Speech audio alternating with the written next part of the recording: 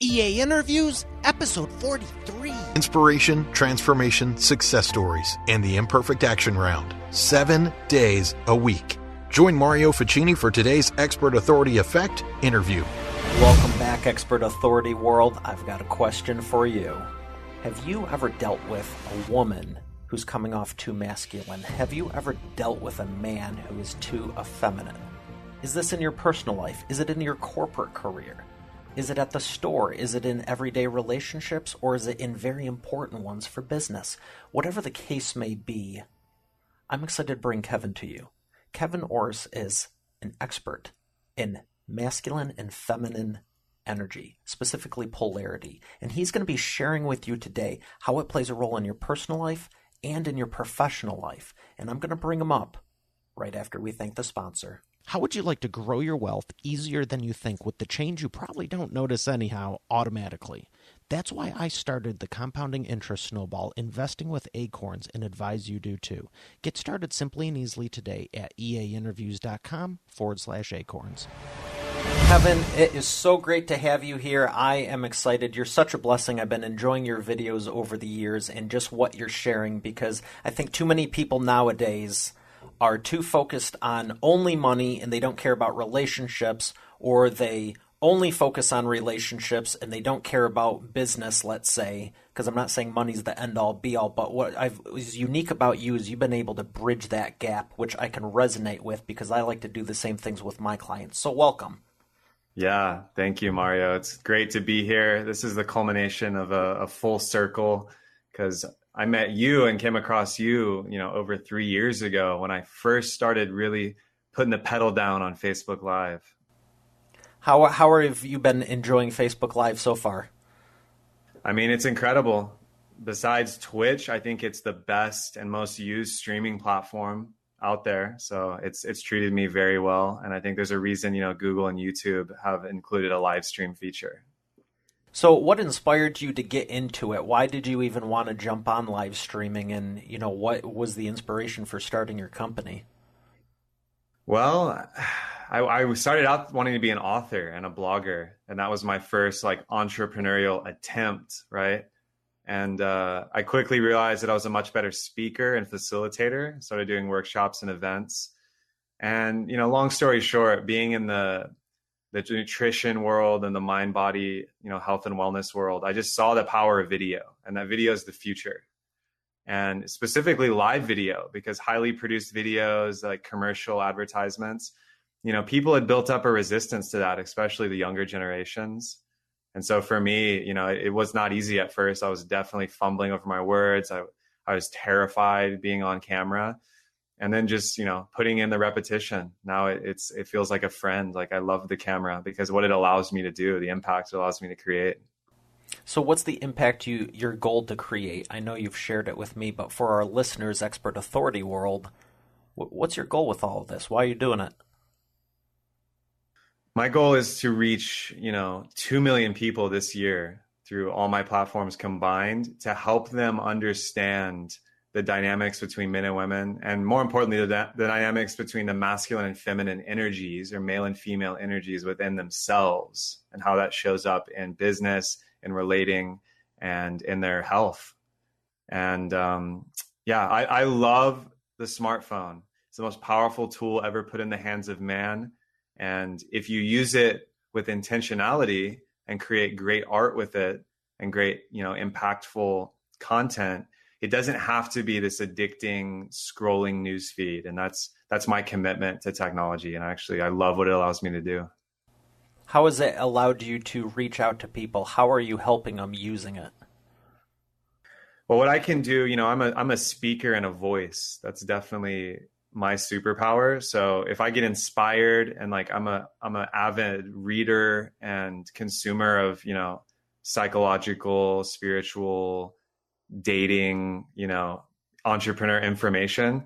So if I can put out a video that calls people into more integrity, more fulfillment, more expansion, more income, more impact, then I can create a bridge and those people can reach out to me. And this is how I, acquire my private coaching clients. This is how I meet business partners. This is how I met you. I mean, it's an amazing networking tool. And also an amazing like canvas. Like I really see my social media channels and my online presence as a canvas where I can create whatever I want, but specifically where I can reach out and be of service to people, which is what I'm most oriented towards. So tell me more about the services you do provide. You were talking about coaching and your training. I know you MC international events and you lead workshops and retreats, which is really impressive. What is the biggest transformation that you're giving people if they say, you know what, I want to learn more about you? What can you do for them? Yeah, on a low level, there's a lot of value, and just going to my YouTube channel, listening to my podcast or my Facebook live streams, because I'm laying it all out there. Like I'm not holding back. I'm giving you all the information as I understand it. So I think a lot of people just get value from just that. Now, if you are, pot committed to transformation in your health, wealth, or relationships, the most powerful transformation I can offer is private one-on-one coaching. And even beyond that, it's, doing immersions and VIP weekends or weeks where we can tactically and strategically radically implement all of these ideas and concepts to the best of my ability. And I can at least bring you to where I've gotten with, entrepreneurship, how to create income that is taking your heart into account and isn't bypassing what you actually love, and creating the best kind of relationship you could imagine and the best body and mind. In the mid-tier, I'm cooking up multiple courses and like online programs that are more of an investment, but not quite the coaching level, as well as retreats. So more of a retreat with more people, less one-on-one attention, but really powerful group spaces for clearing and owning, limitations you've placed on yourself and then stepping into your greatness. What is a self-limiting belief you see that's recurring, whether it's male or female? Yeah, I mean, I can see it so clearly because I have had them in the past, but money is number one. It goes money, then time. Most people believe they can't afford to invest in themselves, especially in personal development or like taking that trip, taking that vacation, quitting the job, becoming an artist, whatever it may be. And meanwhile, they'll go into debt to get the new iPhone and to lease that new car and to, pay all these bills that are actually contributing to the very limit they're creating. So there's a big paradox there. And I get great joy in helping people and coaching people through that overcoming of that limiting belief. You're probably the perfect person in the world to go deeper with this, because I've encountered it with my coaching clients, and mine is definitely more geared towards the book publishing, the live streaming, podcasting, how to take your expertise and build assets with it. But it does come up, no matter what it is, and you've nailed it, where someone's like, well, I don't know about this. Let's say it's publishing a book. I know a lot of people. I got more people getting started this week alone, and in 4, 8, and 12 weeks, we're going to have more published authors in the program, and it's great. But some people go, well, I'm going to be doing that next year. It's on my bucket list. Oh, when I have more time. There's someone recently, I go, the time you're never going to have. And I said, what's the real reason you're holding back? What have you found to be true as to why someone would go spend $1,000 on a phone that's outdated a year later? Right. But they won't spend or invest, I should say, 100, 200, 500, 5,000 in themselves. Is it more the attachment to them personally in a subconscious emotional thing? Or do you really think there's some boogeyman in business it might not work? Or I personally think that's a cop-out. I personally think it's more the emotional side and subconscious of something that they haven't resolved in the past, and it's manifesting itself in such a way where they're just making BS excuses. What's your take on it? Yeah, I love that breakdown, Mario. I think it's actually a bit of both, especially companies like Apple, who are just dominating so clearly the market. They understand, and whether this is planned obsolescence or real advancements in technology, they understand that you will buy the new phone with new features and new bells and whistles because it satisfies this like primal urge for instant gratification and like tool use, for example, for a phone. So I think there's definitely an emotional aspect of like, as humans, it can be hard to delay gratification.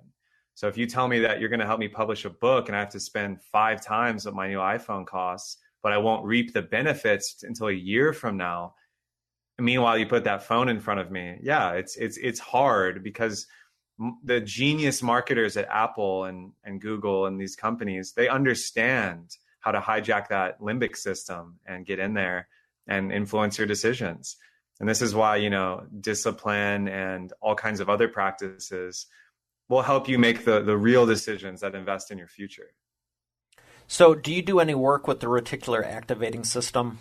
I know you do. So what tools have you found to hijack that so you can get it to work for you instead of against you? Yes. I mean, I love the RAS, and I got into that research through studying flow psychology and how to get into a state of peak performance and lose sense of self and actually enter like hyper efficient work states or creative states. And this is what I've always been doing it my whole life. But as an undergrad, I actually started to study the literature and the data. And for me, the practices that may seem woo-woo, they definitely did for me at first. But every morning I do breath work. I charge my body up. I get high on oxygen, literally. And then I write in a very emotionally charged way exactly what I want. I write out what kind of body and mind I want. I write out what kind of lover I want. I write out what kind of money specifically I want to make and from what. And then I'll use affirmations as well. So I'll positively fill my nervous system up with highly charged creative information. So that way, when I'm going through my day and I start to get into the overwhelm of data, right, like the inboxing and all the things coming at me, my body and my brain, importantly, knows exactly what to look for because I told it exactly what I wanted the first thing in the morning when I was most receptive. And then the rest of that crap you can just filter out and ignore, right? Exactly. And that's most. Like, on some level, it's 80-20 rule. 80% is not going to be a big return. 20% will. But even more specifically, it's more like 95-5. 95% of information you can immediately dismiss because it's not going to help you achieve your goals. I love that. And again, I love the perspective you bring on it because you can have this same conversation and go, oh, the 80-20 rule. And I like telling people that, do 80-20 twice and it brings down, like you said, 95-5 and it takes you down to, 4 in 96, 80-20 of the 80-20. And what's interesting about that is, like when I was starting the show and everything, it was like I had to focus because I set a big, big ambitious goal, and it's shocking how much crap that you can get rid of that really doesn't make a difference. And so many people teach on the 80-20, are you being efficient, blah, blah, blah. But to bring it to, one of the questions I had for you is what's your daily success routine? And you just shared it. Because so many people, I found there's people that start off early in the morning, they just run into work, they're all over the place, and it kind of continues throughout the day. And you and I, we both have our time in the morning and before we even go into the office, and it's very, very, very intentional. I was just sharing with another guest, I, have the affirmations in the shower with the water to charge the cells, and also have aqua notes where I can read that off in that situation. I don't know anyone who's not creative. It's that it gets stifled, or they were creative as a kid, but it gets stifled as an adult. How have you managed to be able to bring that into your adult life? Yeah, and it's funny you ask, because I was writing a blog post about this the other day. As a child, I was wildly creative, like artistic and writer. And actually, like a lot of my teachers were like wanting to cultivate that. Meanwhile, as I grew a little older, I wanted to go into law school. I wanted to be a lawyer. You too? Oh yeah.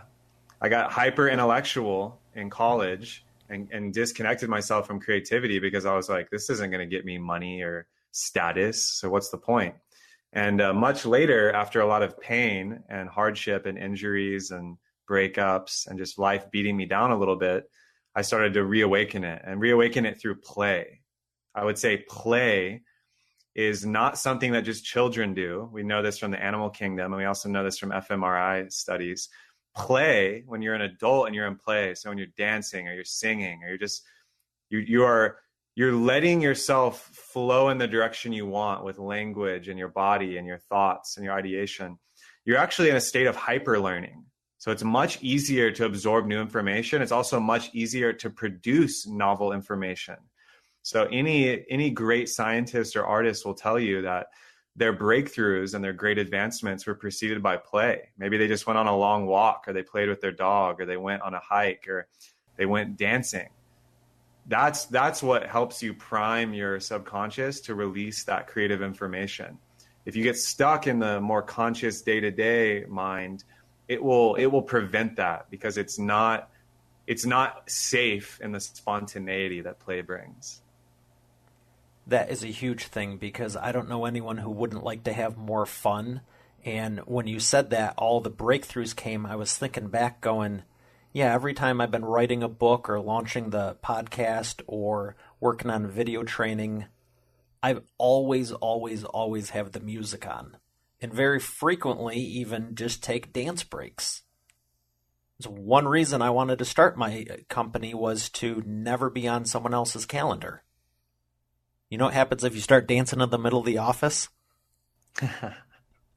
Not good things. I mean, for you it is, but generally that's shunned upon. So I'm trying to think of who it was with the quote that said, if you still have your creativity and you still feel like a child and you've grown up, you've won. Right. And it sounds to me like that's what you're saying, is make sure, how often do you incorporate it? Do you schedule the time? Do you let it flow? Do you allow time knowing you're going to enter flow state? So that way, I mean, I'll give you an example of one of mine. I was speaking in California, and I was just, I'd like to think I'm ambitious, scheduled stuff for when I get back. I was so in the zone, I forgot I had some calls and stuff the next days, and I get a call out of nowhere, and I'm like, woo! I'm like, oh, that's today? So what do you do to get that benefit of the flow state, but not completely lose focus on life for like, I don't know, a week and a half, 2 weeks, hypothetically? Right. No, I know there's a deep balance here. And I know, because I've gone completely the other way.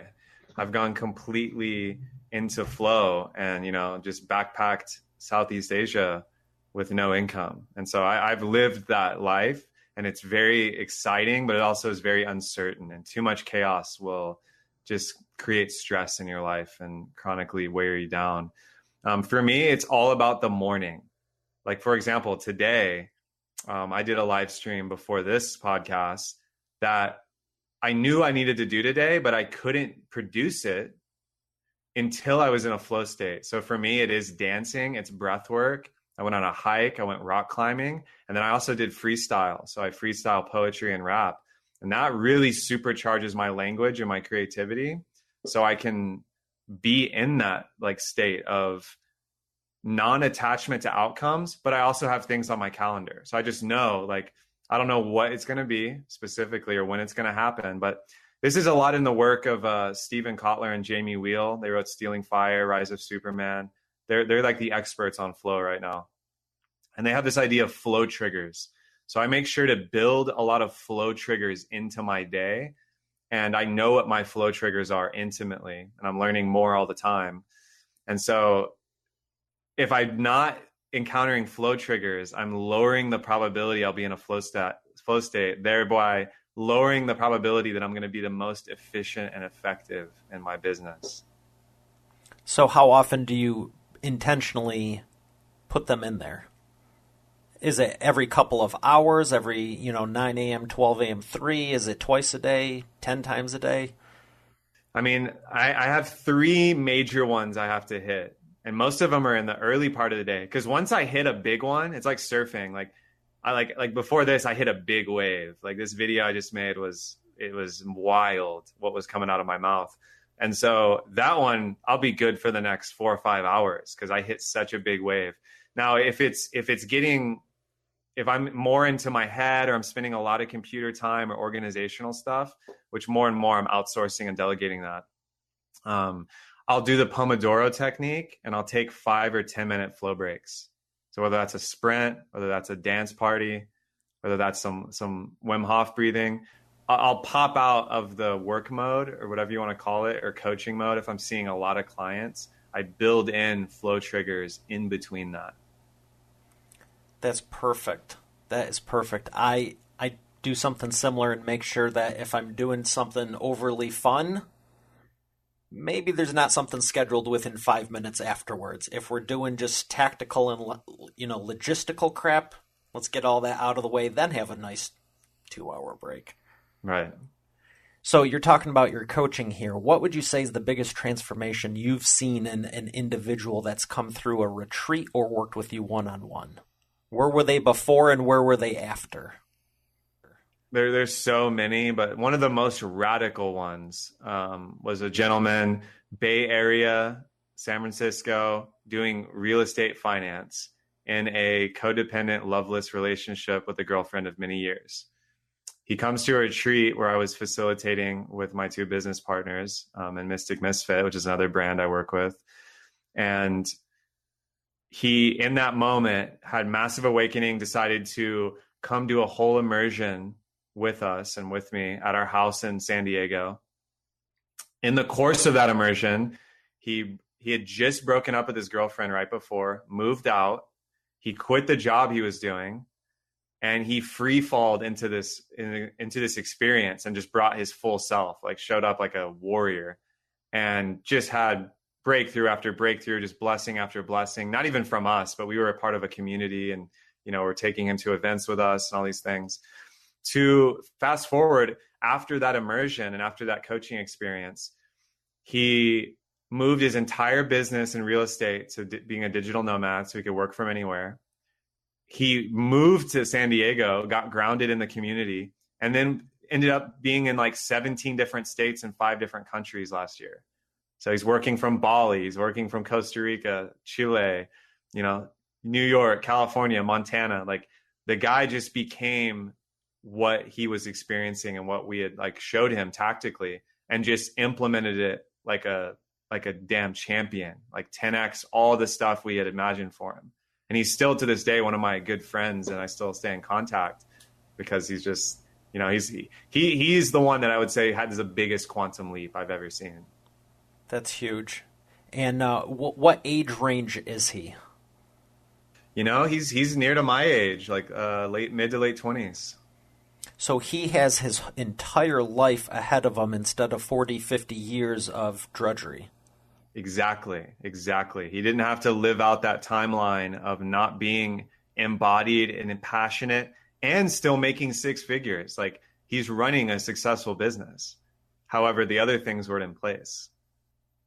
That's huge because, I heard long ago, you can't be a winner in one thing and a loser in another. Right. You can have the money, but if you don't have the love, you can have the love, but if you don't have the money, if there's so many different combinations. If you're miserable, what you're doing, is there any amount that's even worth it? Right. I mean, it's your life. You only got one of them. One of my favorite things I share with people is don't live the same life 75 times. Don't live the same year 75 times and expect to call it a life. Right. That's a great one right there. So let's get into the emceeing and the events. How has speaking and just having an audience helped your business? I mean, invaluably. And this was, the number one fear is public speaking, not death, which is so telling for how human beings, and how I used to take my cues from the environment and our people, validating me and seeing me as XYZ, competent, attractive, successful.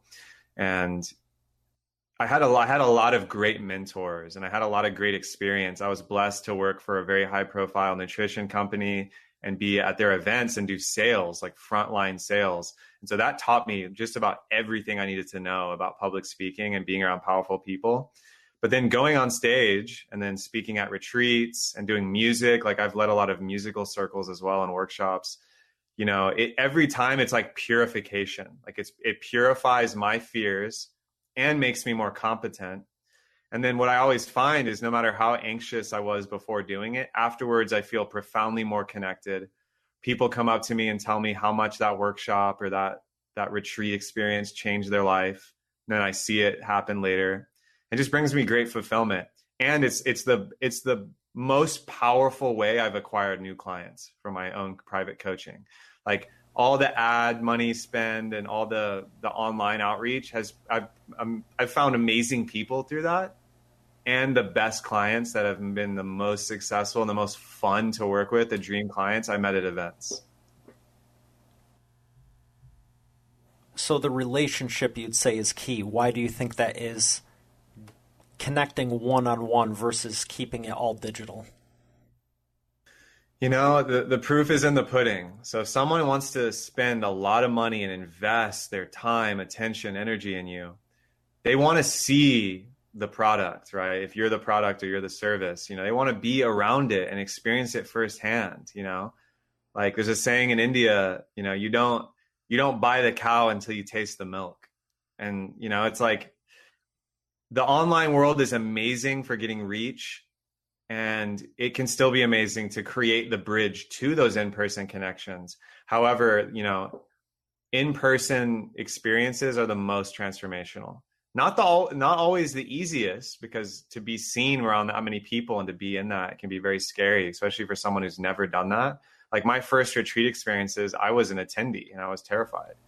And now, like, I almost feel like I can't attend a experience unless I'm facilitating, unless I'm there to learn and be mentored. So as far as your clients go, who would you say is your ideal client? It's a great question. And this is something I'm in the process of. You know, I'm definitely a student. I've only been coaching clients actively for only 3 years. So I recognize how early in the game I am. And I have 2 ideal clients. One's a woman, one's a man. The females become really clear because I already have these clients. These are powerful women, either in corporate or entrepreneurs, who have figured out the money game. They figured out status and influence, but they have not figured out how to control their routines, their mind, body. So their rituals, their health and wellness can definitely be upgraded. All the stuff we've been talking about flow triggers. And they're desiring a real king, a real relationship with a powerful man. And for whatever reason, it's not in their ecosystem. And usually it's a lot of inner game, and it's their own beliefs and routines that are preventing them from meeting them. So I help those women very powerfully step into their queenship. On the other side, for men, I can really help men that are like my past self if I had gone full corporate or full entrepreneur, but a very mental side, right? So this is a man who, you know, has financial success, has his network and his power. However, he's stuck in his mind. He might think spirituality is bullshit, or there's no evidence, or it's too woo. He's not sure how to meditate or if he should go to yoga. He might also be addicted to gaming, which I was. So this is a big male client I've been able to help, is gamers of all kinds, whether that's gambling, video games, pickup artists, someone who's been gaming women and females, or someone who's in a masculine power mode, but he's stuck in his head. He doesn't know how to relax. He doesn't know how to integrate and become creative. So he actually wants to relax into his creativity. And what's funny is the thing he's most afraid of, like talking to a guy like me or being around a guy like me and receiving training, is what's going to make him 10x more effective and get past his plateau in income and his plateau with women. Because he's probably reached his plateau in his performance. And it's because he's only playing with half a deck that's happening. Would you say he feels alone also and at the top of his game? Potentially. Or he's surrounded by men that don't get it and don't feel the itch that he does. So a big part of that's having masculine community, which is part of the men's work idea. Fascinating. Absolutely fascinating, because so many people, you know, I would say don't discredit yourself for only doing it for 3 years. That's 3 years longer than most people, and you have the results to prove it. And also, you kind of nailed that. You really know who you're looking for. And, you know, I tell people all the time, that's why it's so important to, you know your ideal prospect and avatar. But, I mean, especially to have 2 of them, good for you. Good for you. So what we're going to do now is go to the imperfect action round, and we're going to have 60-second questions when we come back. Invest automatically, save for later, and spend today. That's why I love Acorns. I used to think spare change didn't make a difference, and saving and investing was an old-fashioned manual process. It's not, and it's a game changer. If you're not leveraging compounding interest in your business and life, automatically you're missing out.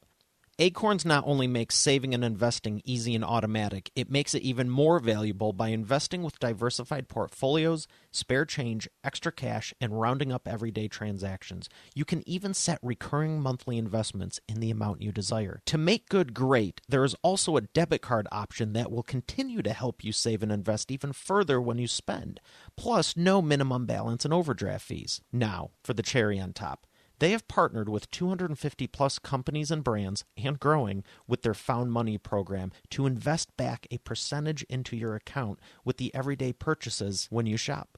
Two of which you're probably listening to this right now through an Amazon or Apple device. Get started profiting from your everyday life and business simply and easily today at eainterviews.com/acorns. Once again, that's eainterviews.com/acorns. And we are back with the Imperfect Action Round. And we're having a good time over here over in Expert Authority World. Kevin, are you ready to take imperfect action? I'm ready. So, the first one, what is the biggest problem you see your audience make, and how can they fix it today? Yeah, number one problem is underestimating what they're capable of right now. I see most people in my audience on sales calls and private messages, emails, just break themselves down before they even have a chance. They want to quit their job. They want a new relationship. They want to start a business, but they put it like a year ahead of them as if they can't do it right now, which is untrue. Number two, what is, in your experience, the fastest path to the cash? Fastest path to the cash, in my experience and opinion, is owning your core wound. So there's great wealth in your wounds. So if you can be vulnerable and integrate and own the parts of you that have least gotten love, and you can become an expert on that, people will follow you anywhere and will pay you any amount of money to solve that problem or close that gap. That's great advice, and I agree. The question is, do you think whoever's listening to this right now is going to be vulnerable enough to do it? How would you say to get to, I know it's true, 100% unequivocally. How can we help them move past it right now in this moment? Hopefully that agitated them and they're feeling uncomfortable right now. Yeah. But let's not keep them there. Yeah. The hardest part's identifying it. It may be in your blind spot. So this is where, the 5 people you spend the most time with and you trust the most can help you see it. So the hardest part's identifying it and just admitting that you have it. I think some people are living in fear of their shadow or in denial. It's like we all have it. It's part of the human experience. It's amazing. It's actually where your superpowers are. So if you cut yourself off from it, you're cutting yourself off from the best parts of life too. That definitely ruffled some feathers and I love it. So do something about it. Don't be afraid anymore. Last question for the Imperfect Action Round. Customer lifetime value or client lifetime value. So you've taken the time to start the company, time, energy, and money to grow it, help people, give them the transformation, have your own breakthrough. How do you maximize that? How do you not live on that roller coaster of the same year every year and you create a life with it? How do you maximize the customer lifetime value? It really involves being super clear about the intersection of what you're best at and what you can be paid for, and also what you love and what you enjoy doing and how you would choose to spend your time if money weren't an object. And so I really subscribe to the goal of uniting them in one and the same. And I've done a great job as far as I can tell, but I still have a lot of room to go. So to not live the same year, it's like you got to prioritize the reason you got into business in the first place, to enjoy life and live it fully. So if you get lost in the details, you get blocked from that. If you enjoy life too much and don't build structure, you can go into chaos. So it's writing that fine line in between them. Excellent. I love that. And you know what? It's my show. I'm going to ask. Tell me more about this going into the chaos thing, because I have no problem with the fun. But how do you prevent the chaos but not be so structured you don't have any of the fun? Yeah, this is an idea from Taoism and a lot of the ancient philosophies that like the line between order and chaos, which is the center of the yin yang, right? There's like the two paisleys and the line between them. That's the zone of proximal development and the place where the flow state lives. So you want one foot in chaos because uncertainty is exciting, especially in romance and business and creativity. But you want one foot in order because you want to be structured and able to cope with the chaos should it become overwhelming. Because too much chaos will just kill you, but too much order will suffocate you. So the goal is to have structures where you can experience chaos.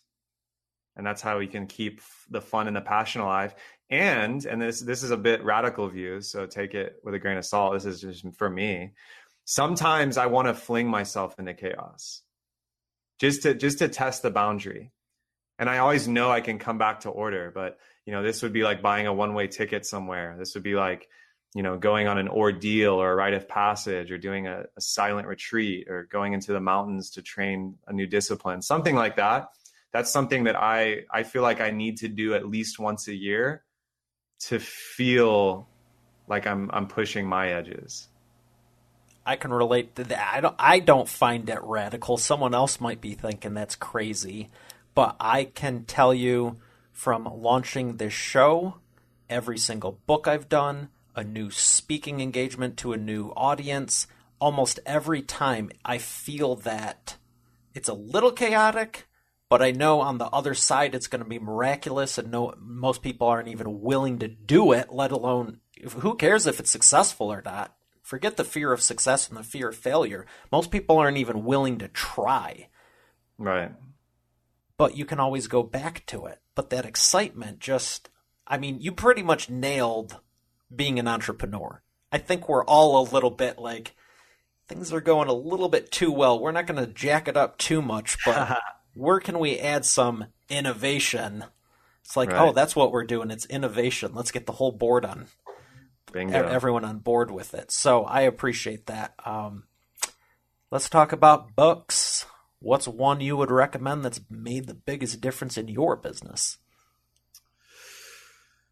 Yeah, the one thing methodology and the focusing question. The author's name's eluding me. I'm sure you've read it, Mario. But the whole one thing methodology, basically the focusing question being, what is the one thing you can do right now such that by doing it, everything else becomes easier and necessary? When I started applying that to my life, relationship, business, my day, I just created a lot of freedom for myself. Because as a creative person, I can get lost in the ideas and the innovation, as you were saying.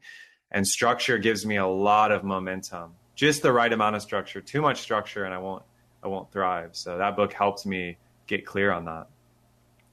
Very good. I appreciate the recommendation, and I like what you said about that. Too much structure is suffocating, but not enough is chaotic. Right. That hit home for me because it's like, what's on the agenda today? We'll see. No, generally it's pretty structured and there's fun in there, but it's to the point where it's designed through the week for efficiency and productivity. Absolutely. But then it's like maybe there's a dance party in there, so... Yeah. We'll see what happens, but I have sincerely appreciated you for sharing, and it's been an honor. I'm really happy for you. Congratulations on all your continued success, and I look forward to reading your book, not just the videos. I know you're going to keep making a bigger impact and reach those 2 million people. Yeah, thank you, Mario. I look forward to having you on my podcast as well. This has been great. I've learned a lot about hosting and holding space like this. Well, that's all for today, folks. Have a great day, and God bless Expert Authority World. You're already successful. You've worked hard to get where you are. We both know it wasn't overnight and hasn't always been easy. No doubt you're the expert on your subject matter. But do your prospects in your marketplace think of you first as their go-to trusted advisor all the time? ExpertAuthorityChecklist.com is 100% free and reveals the 21 steps to determine if your prospects view you as the expert and authority of your marketplace, or if it's just all in your mind. Important required steps like, do you have a process in place for prospects to self-identify if they qualify for your time and expertise or not? Does your current offer have the 7 components of an irresistible offer required to make it a no-brainer for your prospects? Do you have a real-life paperback book showcasing you as the subject matter expert you can actually hand someone? Get your free checklist now at expertauthoritychecklist.com. Once again, Expert Authority Checklist, to make sure you have the 21 steps covered. It better not be more, but don't leave those one or two things you may have missing go any longer. Visit expertauthoritychecklist.com and make sure you're being seen as the expert in authority today. Once again, that's expertauthoritychecklist.com. Get your copy now. Spare change? How's that going to make a difference? I know that's what I thought before I started investing with Acorns. Throwing change in a jar is not very leverage and time consuming, but what about all the transactions you don't use cash for? You know, like majority? Acorns not only invest your spare change automatically with roundups, it also lets you add a preset amount to each transaction regardless. It's pretty inspiring to see how quickly and easily you can end up with a pile of cash instead of a pile of receipts. Get started simply and easily today at eainterviews.com/acorns. Once again, that's eainterviews.com/acorns.